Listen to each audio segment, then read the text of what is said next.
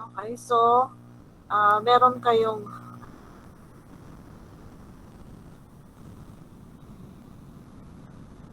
kita ba? Opo. Okay.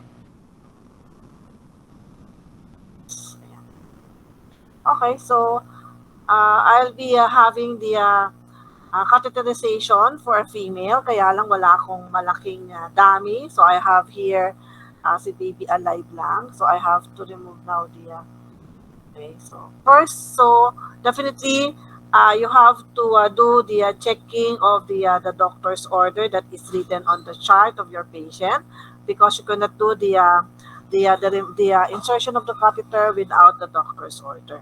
So then definitely you have to determine the indications of the procedure and the capacity to cooperate, and also you have to check the availability of the materials, which as I have here na ano naman siya, naka-pack naman siya.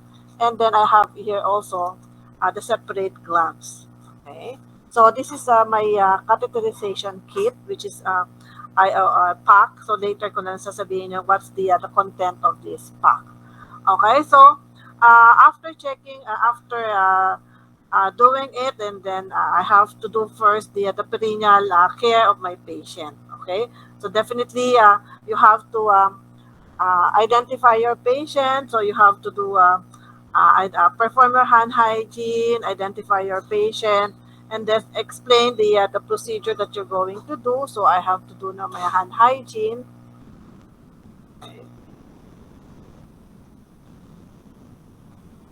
So after doing the hand hygiene, so I have now to introduce myself. So good afternoon, baby alive. So I'm be doing the catheterization. I'm going to put your catheter because you're not having not voiding for about for how many hours. So I need to catheterize you. Okay, so just explain and then provide privacy to the client. Kung meron siyang curtain sa surroundings, no, you have to provide courtesy by moving the curtain. If there is a door, you have to lock the door, and then you have to remove the covering of your patient.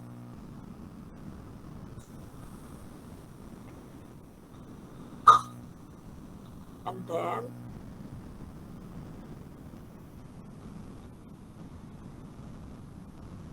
position ko lang siya. So you have to place a patient on kita nyo guys, malayo. Kita Kita nyo po, ba? ma'am. Okay. So I have now to position the patient, and I have to drape the patient uh, the patient, kaya lang masyado malaki yung aking drape. Yeah. Okay.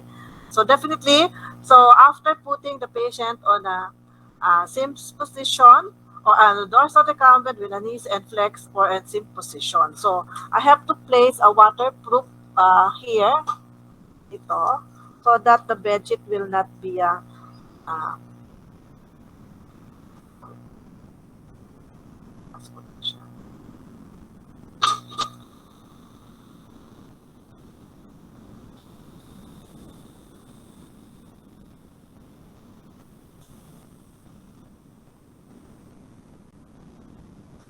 I have to put waterproof pad. Yeah. Okay. So then I'm now doing uh, after placing the waterproof cloth beneath the patient to prevent the bed linen from becoming soiled, I have to do the putting on the clean gloves or non-sterile gloves. Okay. So we have to do the washing of the perineum.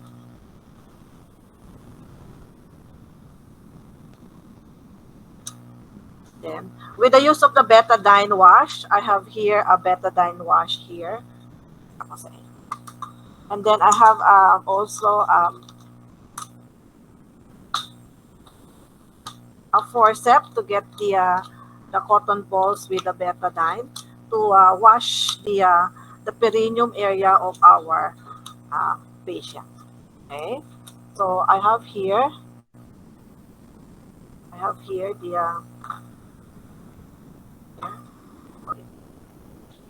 so, so unsterile naman tayo, clean gloves lang.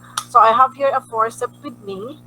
So pasensya na baso kasi wala akong bottle. So I have here the forceps with me so that I could do the washing of the doing the perineal care. Okay, so with my hands, so I have to clean the outer that is away from me, isang stroke, and then discard, and then another one here, so discard, and to the middle, hanggang dun sa may anus, and then discard. Okay, so after washing or doing the cleaning the perineum part of your patient, so definitely you have to already assess and look into the urinary. You have already located the urinary meatus of your client. So I have now to remove my gloves and dispose it.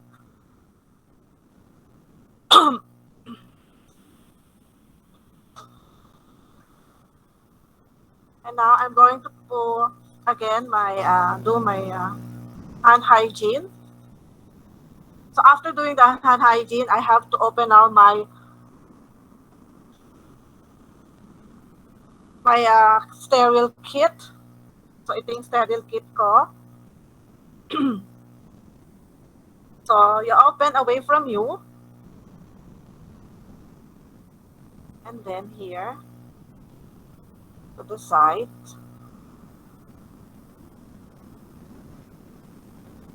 Okay.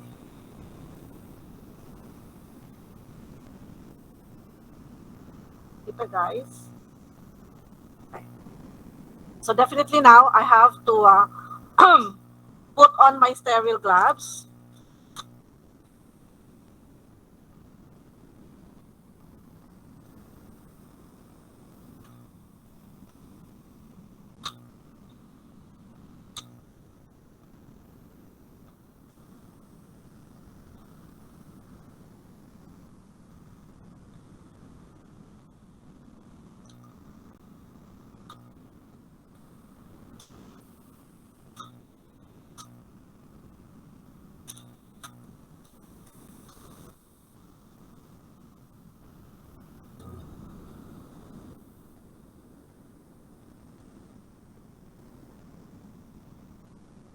Sikip.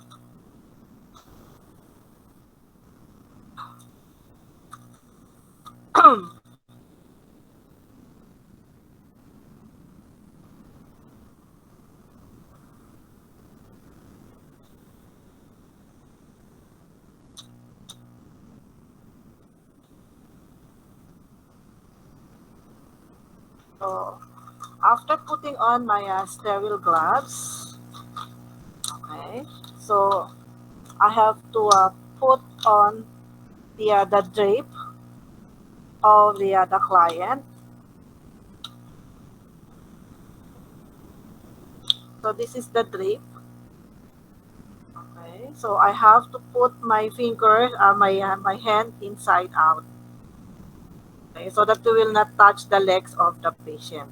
Okay, so in this case, sorry kasi hindi naman matataas ni Baby Alive yung puwet niya, medyo itataas ko na lang siya. Assuming na tinaas ng pasyente yung kanyang leg. Okay?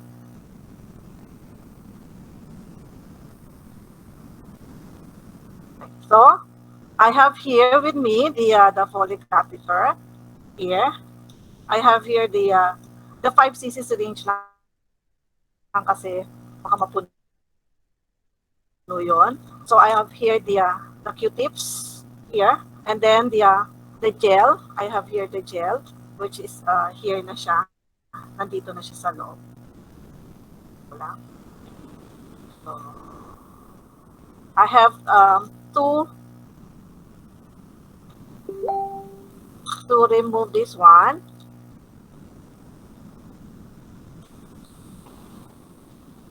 And then I have to connect the get my syringe. So you have to remove the needle.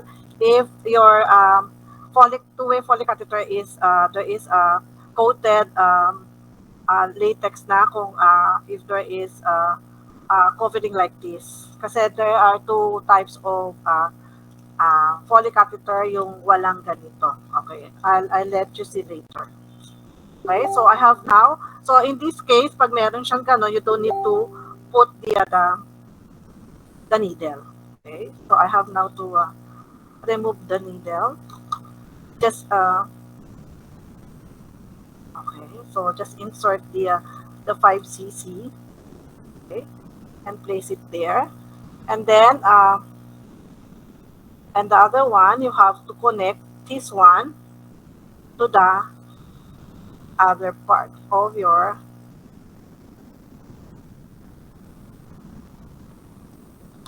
because this is inside the catheterization kit or the cut kit. Okay, so if it is not here inside, so definitely iisa-isahin mo siya tatanggalin. Okay, so I have now to remove the covering here and make sure that it is placed onto the or dip already onto this KY jelly. Okay, so lagay ko siya dito. Lapit. Ay, wait na lang, baka matapos. Dito na lang. Okay, first, so definitely, for the, after putting the drape, so we have to put our penetrated drape for more of the visualization and to have the sterility. Kita nyo guys, sorry Kita pa din. Kita pa din guys? Kita po. Opo, ma'am. Okay. Kasi medyo maliit lang yun eh. So, ang gagawin nyo lang dyan, ano yan clay lang yan. Clay. Clay lang na i-mold nyo, guys. Kung wala kayo, clay lang ang gamitin nyo. Okay, so now I will do the cleaning of the perineum or the labia majora and minora with the use of my Q-tips. Here, Q-tips. Pwedeng cotton buds na lang gamitin nyo for in your improvise. So this is my non-dominant hand. I have to hold this one. So assuming na spread ko na yon kasi nga maliit lang siya. So from the farthest, so dito, here, going down, and then you have to throw it away. So hindi dapat dadaan dun sa sterile feed mo. And then another one, here, nearest to you. Okay, here, going to the disposal. And last is to the middle. Okay, from here, hanggang dun sa anus. Okay, from here, going out. Okay, so now I'm ready now to insert the Foley cap. Okay, so after cleaning, so I have now to insert the catheter and I have to place it nearer to the patient. Ayan. Okay, so I have here already, so then I have now 2 to 3 inches. Okay, so I have to insert now the 2 to 3 inches to the female and then instruct the patient to take a deep breath and slowly inhale while you are inserting the Foley catheter. Okay, so slowly, so insert the catheter. So you have to look in if there is a urine and then you have to advance 2 to 3 inches again until the urine comes out from its end. And again, you have to advance another 2 to 3 inches to make sure that it is in the bladder. So assuming that you have already adjusted again 2 to 3 inches, so you could now inject to hold the balloon, to form a balloon inside. Kita nyo, inject. So ito pa rin yung non-dominant hand ko. This is unsterile, so pwede ko na siya hawakan kasi naka-insert na siya. Okay, so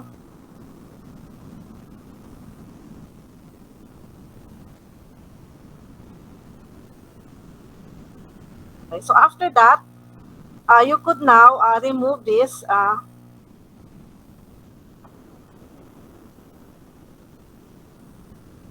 okay, so remove your syringe And then, okay, and then you can now remove this fenestration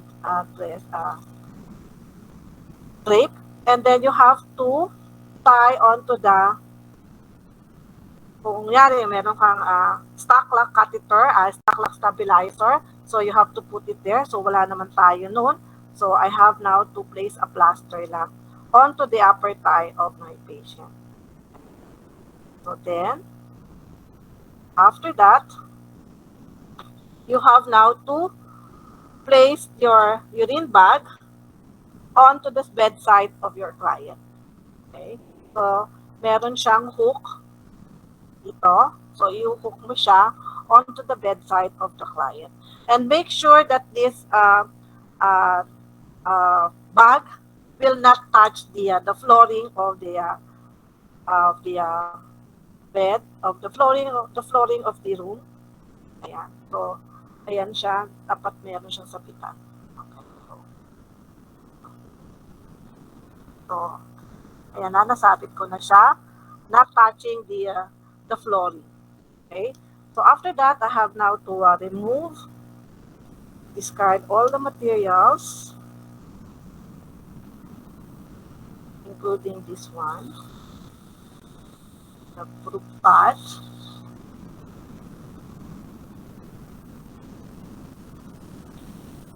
And then I have now to remove my gloves and discard it. And then place the patient, the drape, and place the patient on a comfortable position.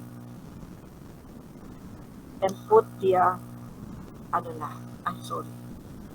So, that is how are you going to do the insertion for the female. Okay, so share ko lang sa inyo kung paano yung insertion sa male. That is another type of, tawag dito, itong